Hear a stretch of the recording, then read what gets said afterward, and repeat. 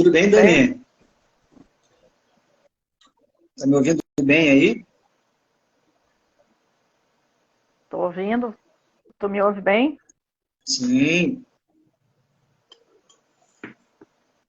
Então, estamos aqui na nossa Dani, não sei, live. na nossa live da Semana do Sono. Agora são 4:02, vamos dar mais uns 2 minutinhos, pode ser? O pessoal entrando Pode aí. ser. Acabei conectando ali, reconectando, caiu meu sinal aqui. Sim. Então, essa é o meio que a ABS Sono está fazendo para divulgar a Semana do Sono, né? São uma série de lives que ocorreram durante a semana inteira, com renomados professores e pesquisadores dessa área de sono, de dor, né? Por que não de dor, né? Tem uma relação direta entre eles, sono e dor, que estava acontecendo essa semana inteira em virtude da comemoração da Semana do Sono, né? E nós aqui em Porto Alegre, né, tivemos já representantes ontem, né, da nossa primeira turma de capacitação em odontologia do sono, da ABO e da ABS Sono, parceria de ambas, né? Já tivemos 3 alunos ontem, a professora Juliana Cervo também ontem. E, além disso, tem a live de hoje, comigo e com a Dani, né? E no sábado a gente vai estar fazendo uma divulgação, né? Divulgação da importância do sono, dessa relação de sono e dor, de todo esse tema tão contemporâneo que está se abordando agora na odontologia, né, com mais força ainda na odontologia, na Praça da Encol, a partir das 9 da manhã, das 9 até o meio-dia, a gente vai estar lá divulgando, conversando com as pessoas, os transeuntes lá da Praça da Encol, quem está passando por lá. Então, quem quiser dar um oi para a gente lá na Praça da Encol, aí tá convidado e é muito bem-vindo. Quem é de Porto Alegre tá... Sim, vai ser muito legal. Como tu falou, né, eu queria parabenizar a Associação Brasileira do Sono, porque já faz, eu acho que uns 6 anos, mais ou menos, que eles têm essa Semana do Sono, né? Na pandemia, eu acho que isso desenvolveu mais nacionalmente, em virtude dessa questão online, né, da gente poder estar fazendo de uma forma assim mais divulgada, né, para grandes grupos, o que antes as pessoas iriam presencialmente, agora a gente consegue ter uma proximidade maior com mais pessoas, né, e cresceu muito, eles estão muito organizados, assim, né, e esse ano também oportunizaram que a gente possa estar aqui, né, aceitar a nossa proposta em colocar o nosso conteúdo também junto, né? Então eu queria agradecer eles, queria agradecer Coisa também boa. Dani, vamos ao começando professor Paulo Cunali. Vamos? E agradecer o Paulo Cunali também por nos incentivar, né? Sempre nesse estudo do sono. A gente atua nessa área há um bom tempo e estamos sempre estudando, e o professor fez esse curso de capacitação, né? E aí nós fomos participar como alunos da primeira turma do Rio Grande do Sul, aqui, né, na BO. Então foi muito, muito gratificante. A Juliana Servo, o Eduardo Machado também nos auxiliando nesse engrandecimento cada vez maior, né? Então eu acho que é por aí. Eu já queria também colocar, antes da gente começar, só quem tiver alguma pergunta pode ir colocando ali, que a gente vai organizar para responder o máximo possível, né, nos comentários. Então, acho que é isso. Vamos lá começar. Vamos lá. Então, o nosso tema da nossa live é ronco e bruxismo, né?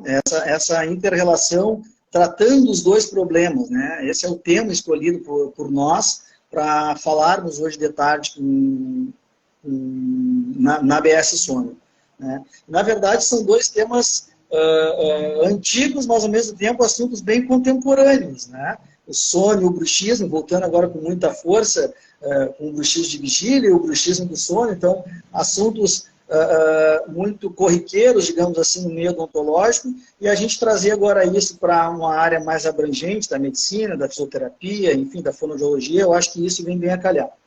Então, Dani, eu gostaria que tu explicasse para nós aí, né, uma definição de ronco, né? Como é que a gente pode definir o ronco? O ronco é uma entidade tão conhecida, né? Até motivo até de brincadeiras em rodas de conversa, a pessoa ronca demais, tive que ir lá, né? Às vezes vão num hotel junto, numa palestra, alguma coisa, e sai aquela brincadeira, né? Sobre a pessoa que estava roncando. Então, todo mundo sabe que ele é um ruído, mas é um ruído que ele é emitido, principalmente quando a gente inspira o ar, porque algo está reduzido, né? Então, a gente tem que ter como se fosse um tubo, e esse tubo tem que ter uma passagem de ar livre, né? Então, quando ele tem uma resistência, ele faz um barulho, como se fosse uma bexiguinha ali que está mais reduzida, e a gente faz como se fosse um ruído mesmo. E isso mostra que há uma leve redução desse espaço, né? Então, a gente já chama a atenção de que isso realmente não é uma coisa considerada normal. Ela é corriqueira no nosso dia a dia, como eu falei das brincadeiras, mas, na verdade, ela já é um sinal de que algo não está exatamente como deveria, né? Indica, então, né, que alguma coisa não está como deveria, né, Dani? Exatamente. Então, realmente é uma obstrução parcial dessa passagem de ar. E, Dani, como é que o que pode piorar esse ronco, né? Tanto do ponto de vista de frequência dele, quanto do ponto de vista de intensidade dele, né? Eu posso dar um exemplo próprio meu, né? Eu sou um roncador nato, digamos assim. Eu sou um paciente eu não tenho uma apneia, né? Mas eu tenho a presença de um ronco primário e, claro, dependendo de algumas posições que eu durmo na cama, ou então, dependendo do tipo de alimento que eu faço ingestão, horas de dormir, isso interfere muito, digamos assim, na qualidade do meu ronco, né? Então, eu gostaria que tu falasse um pouco para nós, assim, o que pode piorar o ronco? Um dos fatores tem muito essa questão da posição, né? Então, a posição de barriga para cima, ela favorece que os tecidos caiam mais, né? Então, quando a gente relaxa a musculatura, tudo vai mais para trás. E se a gente tem essa predisposição, né, de colapsar esses tecidos, quando a gente relaxa e cai, a tendência é que tu faça mais ainda esse fechamento do canal ali, né? Que seria do nosso tubo da via aérea. Então, essa posição de supino, que a gente chama, né, de barriga para cima, ela tem uma tendência a piorar para quem tem. Então, às vezes, virar de lado facilitaria, né, para essas pessoas que ele é posicional. Então, quando ele está bem relacionado à posição. Tem outros casos em que a gente tem, às vezes, por um ganho de peso, né? Então, aquela circunferência de pescoço que vai aumentando, a gente tem que pensar assim, ó, que a gente não aumenta só para fora, né? A gente aumenta para dentro também. Então, a gordura, o depósito de gordura, não é só aqui que aumentou a circunferência, mais largo, não, para dentro. Não ficou mais largo, ficou mais estreito, porque foi diminuindo, né? Ele vai ocupando aquele espaço. Então, a gente também, pela gordura, a gente tende a fechar ainda mais se a gente já tem essa parte. E outros também tem aquela questão do ronco, que às vezes está relacionado a uma situação específica. Então, às vezes a pessoa não ronca sempre, mas ela foi numa festa, bebeu álcool numa quantidade um pouquinho maior, né? Então, isso também vai fazer com que o relaxamento muscular ele fique mais intenso. O álcool, o cigarro também, né? Às vezes pode também predispor a essa parte, mas principalmente o álcool com relação ao ronco, né? Que ele pode também fazer um relaxamento dessas vias. A congestão nasal também, né, Dani? Quando tu tem um pouco mais de dificuldade das vias aéreas superiores, né, desvio de septo ou algo parecido, né, que impede a entrada de ar em vias aéreas superiores, também podem ser fatores que condicionem uma piora do ronco. Isso, e esse ronco aí está mais relacionado com aquela questão aí da via aérea mais na parte nasal, que são roncos que eles podem até ser eliminados, né, se tratando essa parte com o otorrino. No caso da odonto, a gente está mais relacionada com aquele ronco que ele vem mais da garganta, da orofaringe mesmo, né? Daquela região mais posterior dessa aqui, que tem mais chance de estar relacionado também com as apneias, né?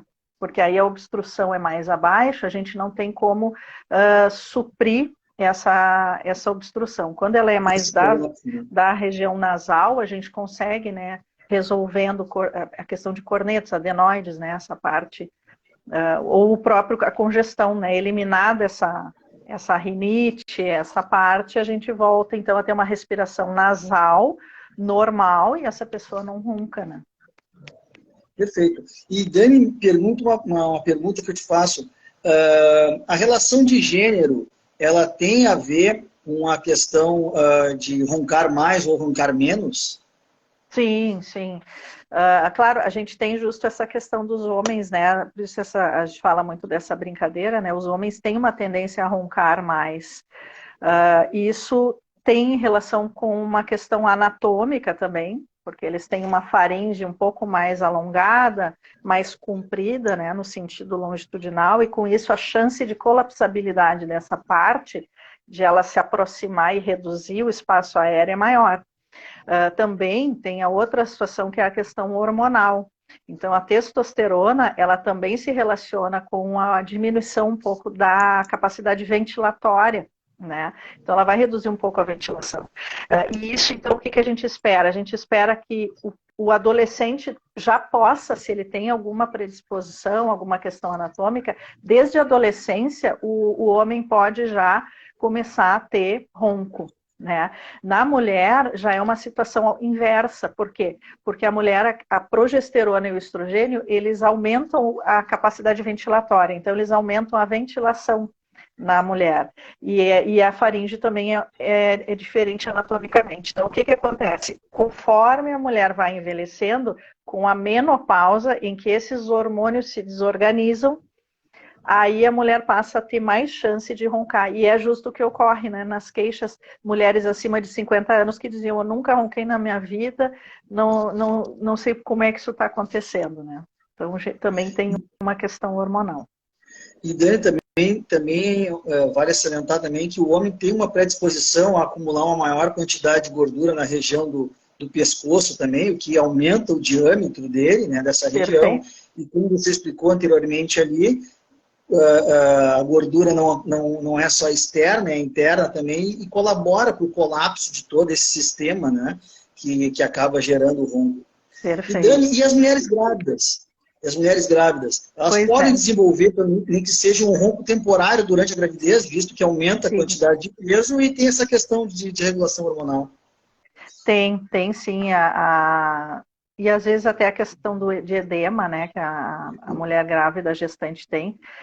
Mas sim, a gestante pode ter uma maior prevalência de ronco com relação a pessoa não gestante, né? E essa mesma pessoa, depois que é findada a gestação, né, ela pode então não roncar mais. Mas realmente ela tem uma tendência a aumentar o ronco ou surgir o ronco durante a gestação, né? Mas ele não se mantém pós-gestação? Não se mantém, mas a pessoa que tem, já é um alerta, por exemplo, aquela mulher que durante a gestação passou a roncar, já mostra talvez um risco preditivo para que ela vá desenvolver no futuro, então, um ronco que fique, né? E também é possível a apneia. Então, já é um alerta, né, para a pessoa gestante que passou a roncar, que ela vai ter que cuidar, talvez assim, cuidar mais do ganho de peso, ter outros cuidados para que ela não desenvolva, né? Essa alteração. Dani, e outra coisa, e com relação à idade? A idade, o que os trabalhos nos mostram? Né? Ela influencia na qualidade e quantidade do ronco? Até a questão da quantidade não tem muito, mas a presença do ronco sim. Então, a prevalência de ter o ronco é maior conforme a idade aumenta. Porque tem essa questão também da flacidez muscular, né? Então, os mais jovens têm um músculo um pouco mais firme, né? E depois essa flacidez também pode ir aumentando. E mais a questão do ganho de peso, né? Que é tendência de que vai aumentar também com a idade. Mas sim, a prevalência vai aumentando com a idade. Bom, Dani, como é que eu suspeito, digamos assim, geralmente o ronco, o paciente chega ao consultório, né, para tratar o ronco através de um relato do companheiro, né, ou da companheira, enfim, né, tá roncando e tal, acho melhor procurar ajuda e tal. Mas existem alguns sintomas, tem aqueles pacientes também, ou aquelas pessoas, digamos assim, que nem eu, que muitas vezes acordam com ronco, né, chega a ser algo constrangedor muitas vezes. Mas existe alguma suspeita que eu posso levantar que eu estou roncando? Existe algum sinal, algum sintoma que me apresente uma suposta momento que eu estou roncando? Assim, ó, é uma boa pergunta, porque na verdade o ronco, depois nós vamos falar do bruxismo, né? Mas assim, eles são entidades às vezes silenciosas, ao mesmo tempo barulhentas, mas às vezes ela não é barulhenta para quem está roncando, muitas vezes. Ela passa a ser barulhenta para essa pessoa, que ela desperta com o próprio ronco, às vezes quando naquele momento ele foi um ronco acima do normal e que ele gerou um distúrbio, mas normalmente a pessoa não vai ter essa ideia de que ela está roncando. E o que acontece às vezes é a pessoa assim, mas eu durmo de boca aberta, então, né, nem vou. O que acontece? Às vezes essa secura de boca já mostra que a pessoa andou respirando pela boca. A lubrificação bucal, ela não aconteceu da maneira como deveria. Então, a pessoa que respira pelo nariz, ela não tem boca seca quando acorda, né? Então, o fato da boca seca mostra que essa pessoa respira pela boca durante a noite. O respirar pela boca mostra que há alguma obstrução, né? Então, uma necessidade de abrir a boca e respirar por ela. E aí a gente já tem esse sinal. Outro é a rouquidão, aquela irritação de garganta. Então, a pessoa parece assim que ele está com uma alteração na sua garganta, que ela pode achar que é patológico, não, e é um sinal de que ela andou machucando mesmo, né? Porque ele vai forçando e aí a mucosa fica irritada lá na região posterior. Coisa boa. Olha só, Dani, existem aplicativos também, né?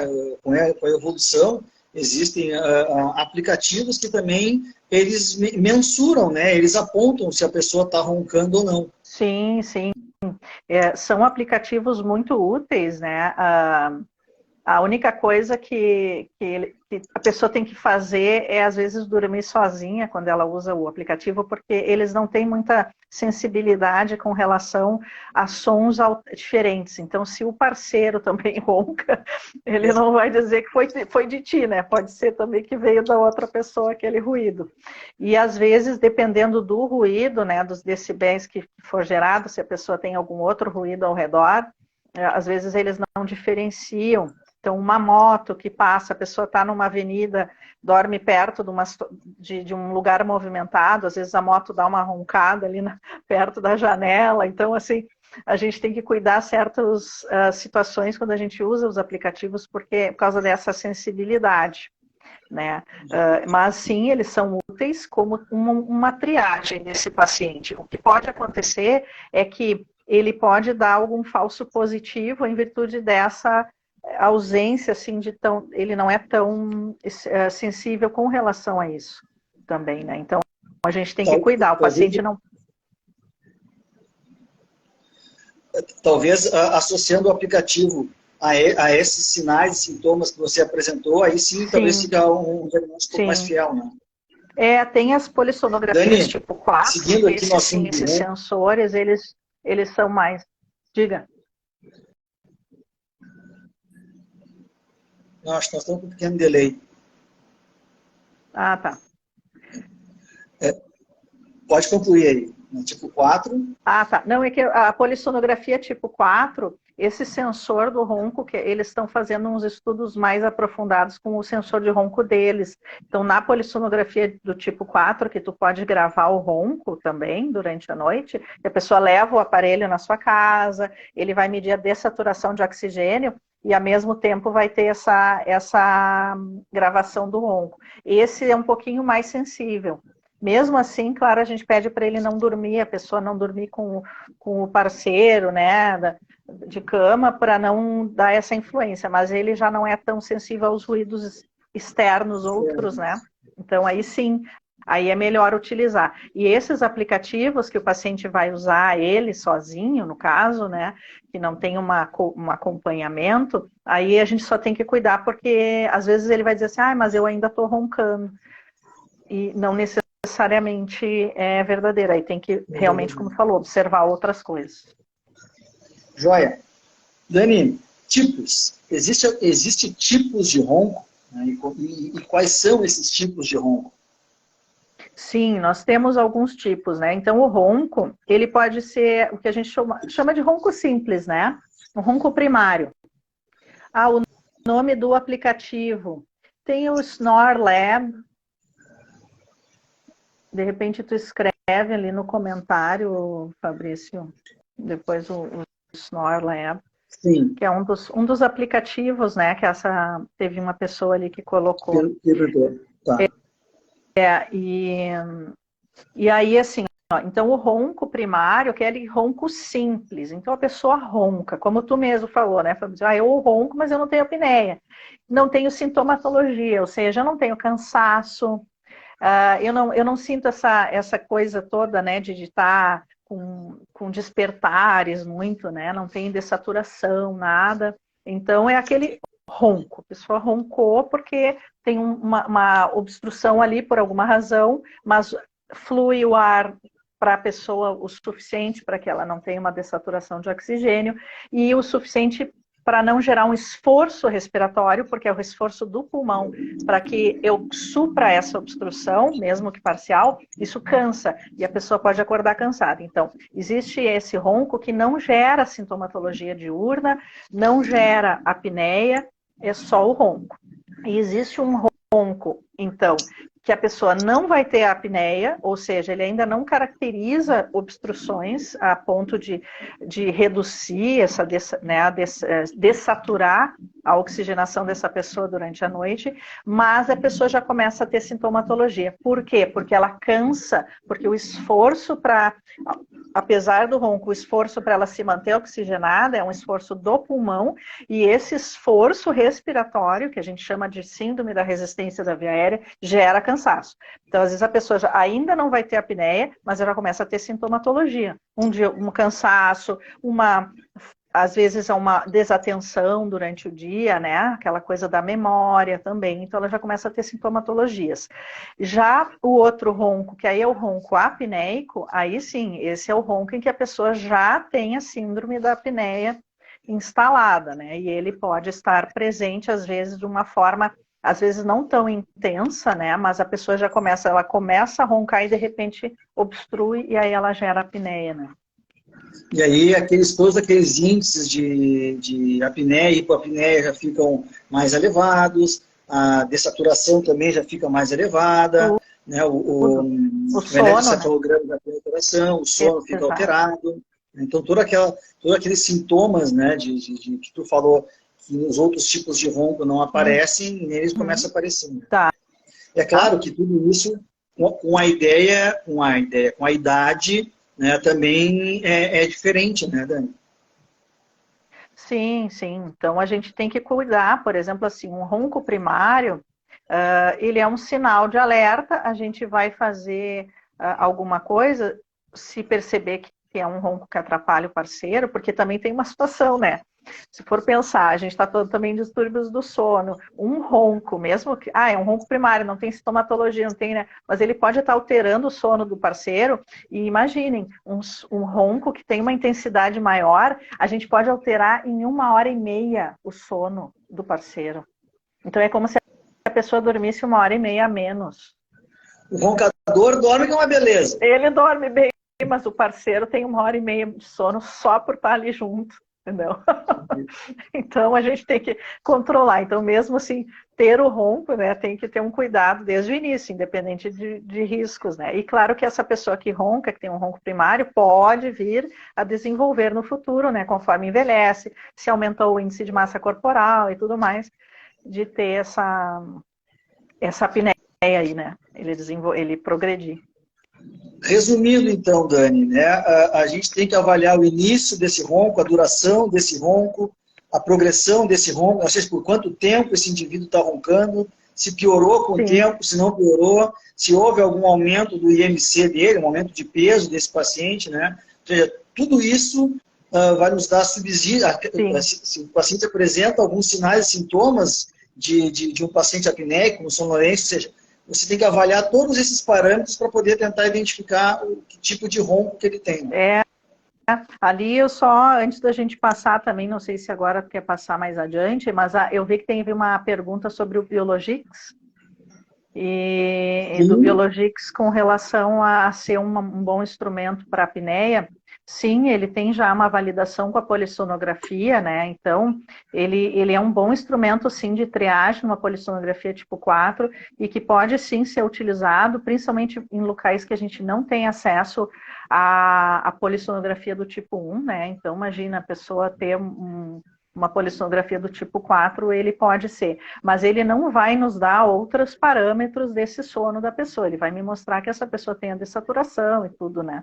Mas a gente não vai ter outros aspectos. Então, a gente tem que ver o que a gente quer desse paciente, que parâmetros nós vamos querer analisar, e então sim a gente optar por um exame ou outro. Mas ele pode muito bem ser utilizado no decorrer, né?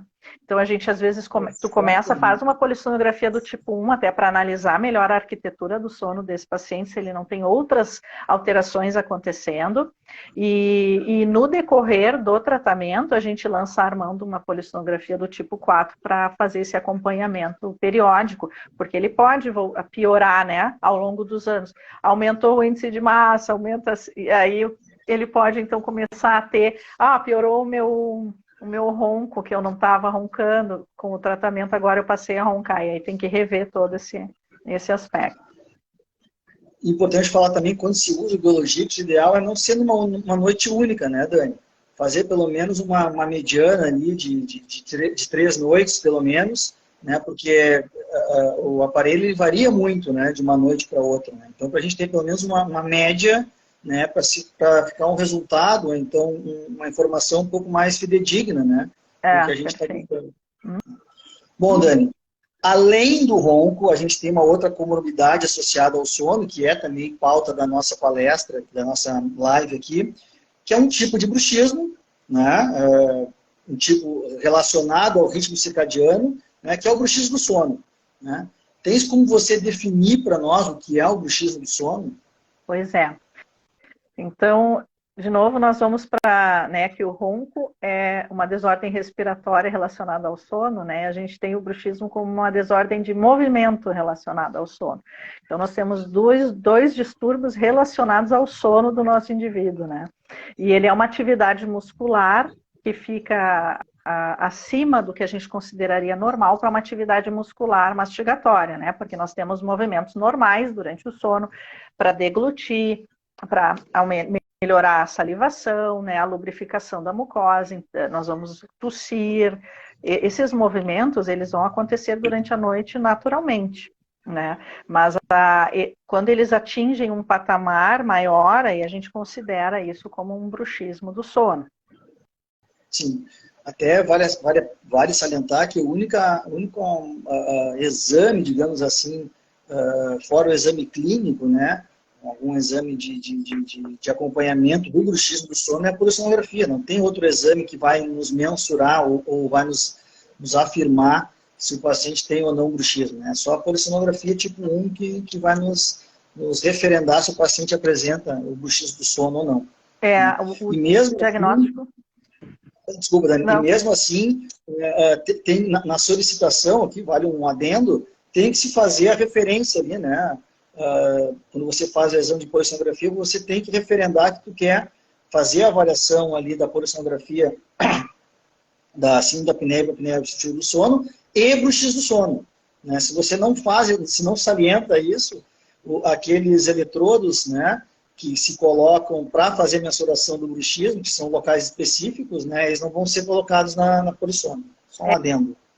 E realmente, assim, se a gente pensar como diagnóstico objetivo, né, mas mesmo a polissonografia pode dar um falso negativo, porque a gente, para fazer um bruxismo, a gente consideraria acima de 3 vezes na semana, né, então, assim, eu posso não ter um dia sem bruxismo e ao mesmo tempo ser considerado bruxista, né, então, assim, o que vai acontecer? Eu posso ter ido lá fazer o exame na polissonografia e naquele dia eu não fiz um bruxismo que caracterizasse para o diagnóstico. Então, o ideal, até nas pesquisas, é que a gente faça pelo menos 2 noites consecutivas de polissonografia do sono, para que a gente possa, então, dizer, porque eu posso ter falsos negativos, né? Então, claro, a polissonografia, ela não nos dá um falso positivo. Então, se deu positivo, tem bruxismo. Mas se eu não tive o diagnóstico de bruxismo pela polissonografia, eu não posso dizer que esse paciente não tem bruxismo. Eu só posso dizer que naquela noite, naquele exame, ele não fez o bruxismo.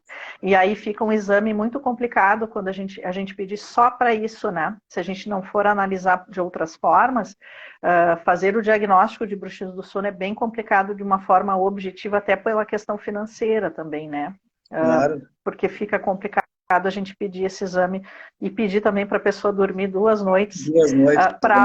Para diagnosticar algo que não é, ela tem uma morbidade, né? Às vezes pode incomodar a pessoa, mas não tem, assim, não justificaria, né, fazer um exame para diagnosticar o bruxismo de uma forma objetiva. Então, realmente, dali que eles fizeram esse consenso, né?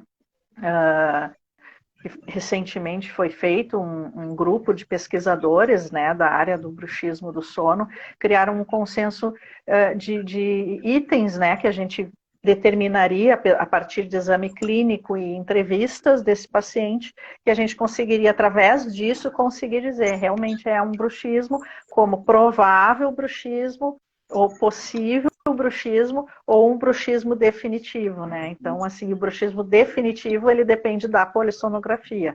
Aí sim, mas a gente pode usar como o provável bruxismo também, se a pessoa tem, o parceiro relata que já viu ela arranger, a gente tem as estruturas, né, dentárias com algum sinal, uma trinca, umas facetas de desgaste, se essa pessoa tem cansaço, fadiga muscular quando acorda. Então, a gente tem algumas coisas que a gente pergunta para que a gente bote como provável, né, esse diagnóstico do bruxismo do sono.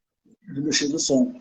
Que nem a doutora Juliana Zanettini falou aqui, né, que ela já teve alguns pacientes com falso negativo vindo da polissonografia. Então, só o resultado da polissono, por si só, não tem muita fidelidade, né? Tem que fazer esse link, essa relação com os sinais e sintomas clínicos que o paciente apresenta, né? Isso é importante. Obrigado, doutora Juliana. Dani, e o bruxismo do sono e a relação com a apneia obstrutiva do sono? Né? Tem algum trabalho, algum dado mais robusto que nos mostra essa relação? Então, né, a gente tem estudos recentes de prevalência em que indivíduos com apneia, né, então vamos pensar um indivíduo apneico, 50%, perto de 50% desses indivíduos vai ter bruxismo do sono concomitante. Então, isso já é um achado importante que a gente tem que ter. Não há uma relação causa e efeito, né? Então, essa associação não se conseguiu perceber, no sentido de que eu teria bruxismo em virtude dos despertares causados pelo evento respiratório, né? Não.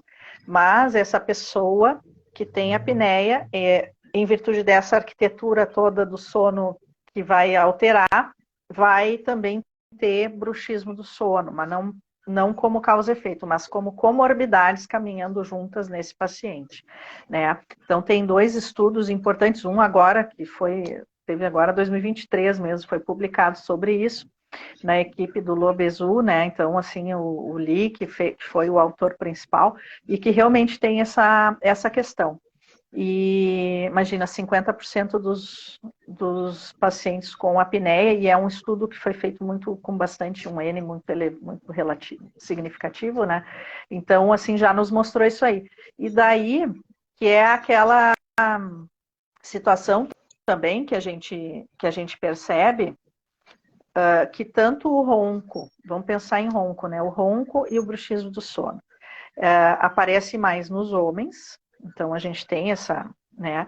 Os pacientes mais velhos roncam mais e tem uma relação muito com o estágio de sono mais leve, né? Então a pessoa no sono, ou seja, que há já um evento de alteração nesse sono, na arquitetura desse sono, né? E o bruxismo do sono também está relacionado com essa transição de fases, né? Que tem a ver com o sono mais leve, que é o N2, que a gente chama, né? Com o microdespertares e a redução do sono profundo para um sono mais leve, né? Então, isso aí teria uma interação entre eles. E aí que a gente chama atenção, pensando no efeito inverso. Então, 50% dos pacientes com apneia apresentam bruxismo. A gente poderia ter dizer isso aí, porque é uma prevalência, né? Daí, esses pacientes, lembra que a gente falou lá no início, que os pacientes não têm noção que tem ronco, muitas vezes, e não têm noção que tem o bruxismo. E essa importância que eu acho do cirurgião dentista, né? Porque nós, muitas vezes, vamos ver os sinais, por exemplo, do bruxismo do sono. E aí a gente fazer o inverso, né? A engenharia reversa, a gente fazer o inverso para a gente pensar, opa, será que esse paciente não está naquele grupo da apneia? Será que esse paciente não está no grupo da apneia e não está sendo tratado? Porque a apneia é subdiagnosticada. Pensem que a apneia é quase 30% da população adulta. 30% da população adulta. E a apneia, sim, tem eventos importantes cardiovasculares, até de mortalidade, né? Então, a gente pensar não no básico, vamos tratar o bruxismo como uma proteção desse paciente, não. A qualidade de vida do paciente também vai depender da nossa importância, né? Da relevância que a gente está dando para esses eventos, essas coisas que o paciente está nos apresentando, né? Ou seja, a gente deveria, o correto é a gente fazer o tratamento da apneia, né, e em contrapartida a gente trataria o bruxismo do paciente também, né? Não o que a gente faz normalmente, né? A gente foca só no bruxismo, né, e acaba deixando a apneia de lado com isso que tu falou, com esse subdiagnóstico, digamos assim, né? Com a gente quase que venda os olhos assim e acaba não diagnosticando a apneia. E muitas vezes, quando a gente faz a utilização da placa de Michigan, a placa tradicional de bruxismo do sono, né, tem trabalhos que mostram que essa placa geralmente ela tende a colocar a mandíbula numa posição mais retraída, né, mais para posterior, o que vai lá para o início da live que a gente falou, né, Dani? Fechando, né, gerando essa região, fechando mais, colapsando mais essa área por onde passa o ar ali e acaba gerando ou aumentando a incidência do ronco, né? Então, muitas vezes, na ânsia de tratar um bruxismo do paciente, acaba piorando, né, uma situação, com certeza, pior do ponto de vista de saúde do paciente, que é a apneia, né? Exatamente. Porque é uma situação assim que a gente tem que ter de realmente o diagnóstico, né? Eu sempre falo nas aulas muito isso aí de qual é o diagnóstico. Se a gente não sabe exatamente o diagnóstico do paciente, a gente não vai estar tratando ele, a gente vai estar realizando procedimentos, né? Mas a gente não vai estar realmente fazendo um tratamento. Então, assim, no instante que eu não tenho certeza do que esse paciente tem, eu estou pegando só uma parte do iceberg, né? Só a pontinha e estou tratando aquilo ali, eu não vou estar contemplando o paciente como um todo. Então, realmente, assim, é muito simplista, né? Então, o senhor tem bruxismo, vamos fazer o uso da placa de Michigan, né? Uma placa que é muito importante, que é super bem indicada para isso, mas e esse paciente, será que ele é enquadrado só como um paciente que faz bruxismo do sono? ou esse paciente precisa de algo mais. E esses sinais de alerta, né, que a gente tem que ter nos nossos, no nosso consultório, né, digamos assim, né. Então, o que a gente faz, né? Tu ter questionários específicos também para avaliar a qualidade de vida desse paciente, o sono, se ele tem sonolência, para que ele veja daquela queixa que ele mesmo às vezes chegou, né? Então, às vezes ele chega só com aquilo, mas a gente não pode focar só na queixa do paciente e tentar ampliar para ver se não há coisas além, porque como a gente falou no início, o paciente às vezes nem sabe que está tendo uma situação super importante, né, que vai prejudicar a sua vida no futuro, porque a gente sabe que uma apneia não tratada, ela aumenta a questão da síndrome metabólica, então a gente tem a ver, isso tem a ver com diabetes, hipertensão, depois ainda o AVC, infartos, né, aterosclerose. Então, imagina, é toda uma situação muito mais além, que a gente poderia ter visto isso mais no início, né? Quanto mais no início a gente percebe, menos o dano vai acontecer. Então, a gente não pode esperar que aconteça algo, ou que o paciente passe a se engasgar no sono, que ele passe a acordar com cansaço, né? Com falta de ar e coisa, que a gente não chegue nesse ponto de alteração, né? Então a gente já sabe que pode tratar esse paciente junto. Claro que daí a questão de qual vai ser o tratamento, né? Então vamos partir do diagnóstico. Então, diagnóstico é um ronco primário? Opa, é um ronco primário, não tem apneia, então a gente pode lançar mão dos nossos aparelhos de avanço, por exemplo, né? Então, dessa ferramenta de avanço. Em termos de diagnóstico, Dani, eu particularmente eu sou muito fã assim, de questionários, sabe? E eu acho que a gente tem questionários muito bem validados e com uma comprovação científica bem robusta que nos mostram com uma boa clareza assim, tudo isso que você falou, sabe? Em termos de diagnosticar um bruxismo do primário, um bruxismo do sono, uma apneia primária, um ronco primário, né? E esses questionários eu costumo aplicar muito na clínica, né, lá no meu consultório lá, porque eles me dão uma resposta bem fiel àquilo que o paciente acaba apresentando ali. E às vezes com uma fidelidade maior, inclusive, que os exames clínicos, que os exames complementares que a gente pede, né? Porque é muito comum aquilo que a gente encontra na clínica não coincidir, não bater com polissonografia ou então com os exames complementares. Eu costumo dizer sempre que a clínica ela é preponderante, né?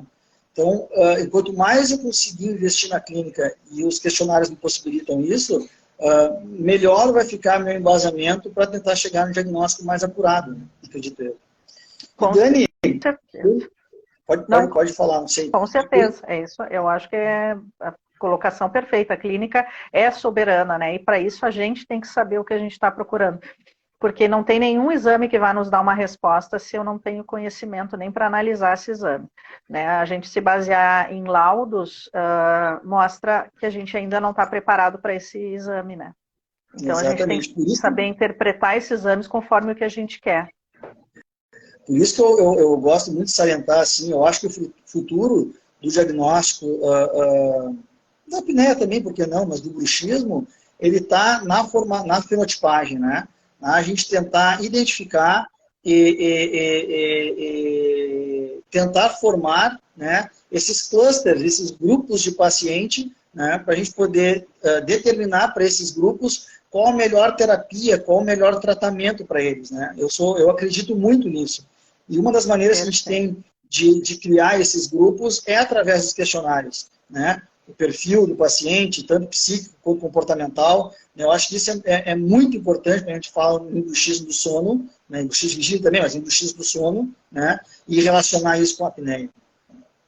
Dani, em termos de tratamento, né? Quais são as ferramentas que a gente possui para fazer o tratamento assim, do paciente com apneia, com ronco, com bruxismo associado?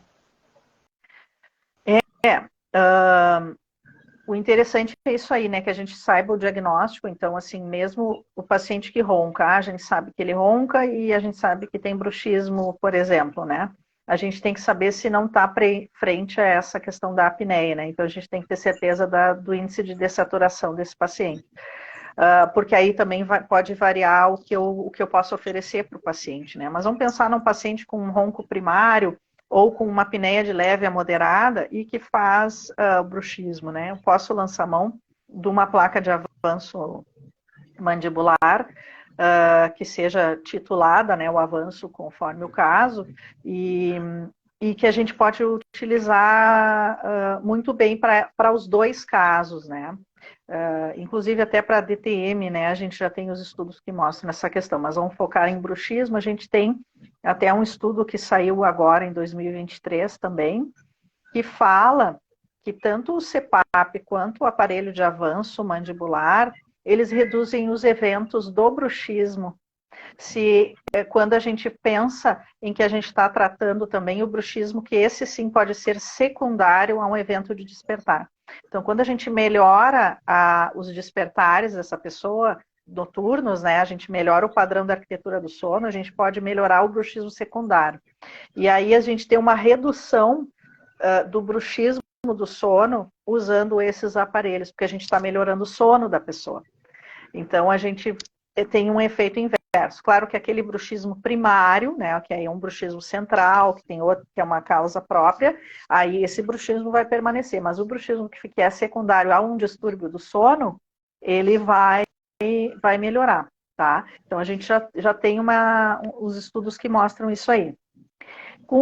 Se a gente vai ter que fazer o uso do CPAP, vamos pensar, um paciente que vai precisar fazer o CPAP, nesse caso, ele pode fazer o uso de uma placa de Michigan, que aí o CPAP vai ser titulado com a placa, né? Então, a pressão do CPAP vai ser organizada com a placa, e aí aquela questão, né, que falou no início da retrusão da mandíbula, o CPAP vai ir além disso aí, vai manter a via aérea. Né? Então, a pessoa pode usar uma placa de proteção, aí sim, uma placa de bruxismo de Michigan, enquanto ela está usando também o CPAP.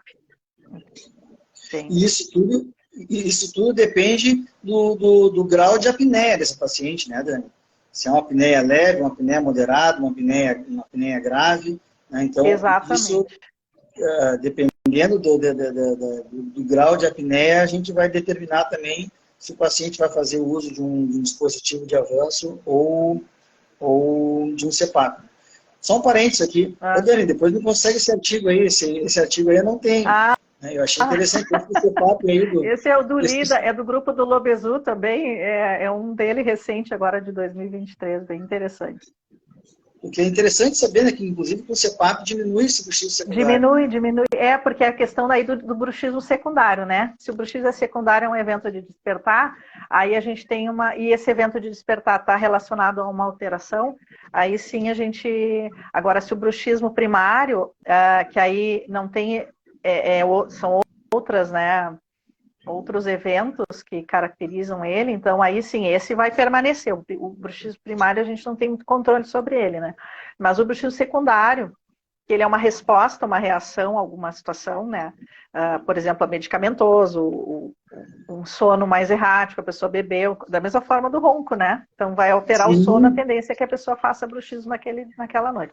Esse bruxismo, quando a gente melhora o sono da pessoa, porque a arquitetura do sono vai melhorar, essa pessoa vai ter sono menos N2, né? Menos microdespertares acontecendo, então os eventos vão ficar uma pessoa que tem um sono mais profundo na arquitetura do sono normal, a tendência é a gente conseguir reduzir esse bruxismo. Claro, então é uma redução que é importante também, né? Sim. Dani, nós estamos quase no final da nossa live, eu achei muito bacana, né? Sempre é bom te ouvir aí, tu é uma grande conhecedora. Nós aqui é uma conversa, né? Na verdade é uma conversa, mas eu gosto muito de te ouvir, porque essa parte de sono aí você domina muito bem.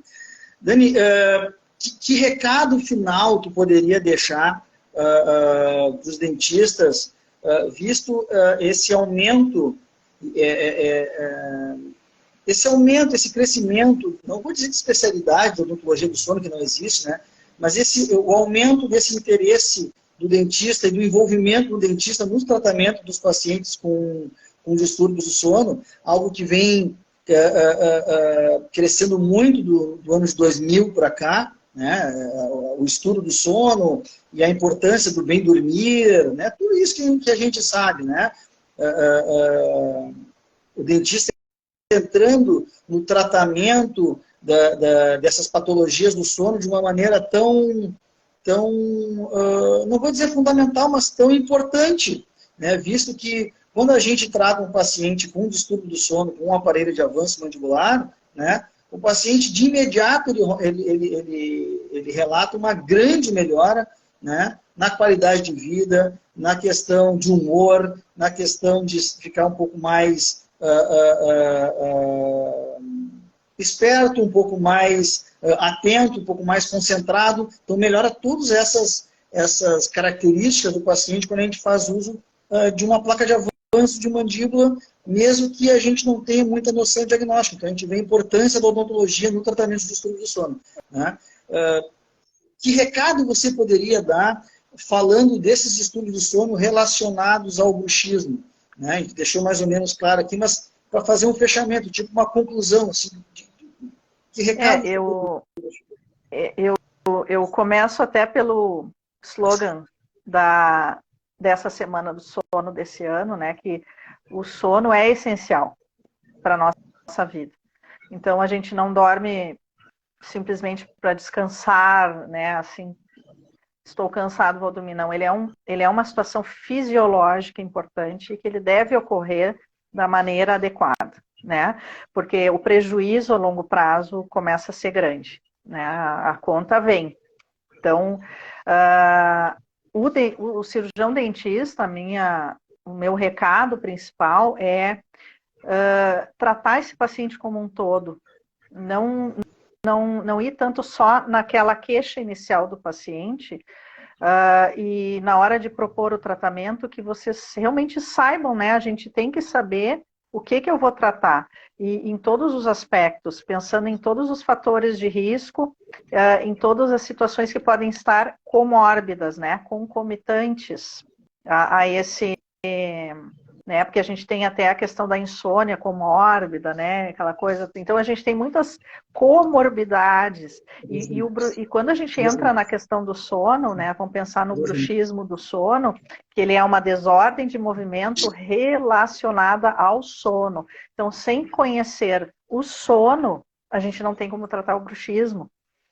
Apesar de que a gente, na odontologia, a gente tratava muito a questão do bruxismo pensando na boca. O bruxismo é o ranger de dentes, que até já mudou o conceito de que, na verdade, a gente não precisa nem encostar os dentes para dizer que está fazendo o bruxismo, porque basta tensionar mais a musculatura, né? Então, aquele movimento muscular mais forte, às vezes não vai ter o desgaste dentário, mas aquilo já é considerado. Porque isso é uma atividade anormal da nossa musculatura. A nossa musculatura não foi feita para ficar fazendo atividades dessa forma. Né? Se eu não estou mastigando, eu não tenho por que estar fazendo esse movimento muscular.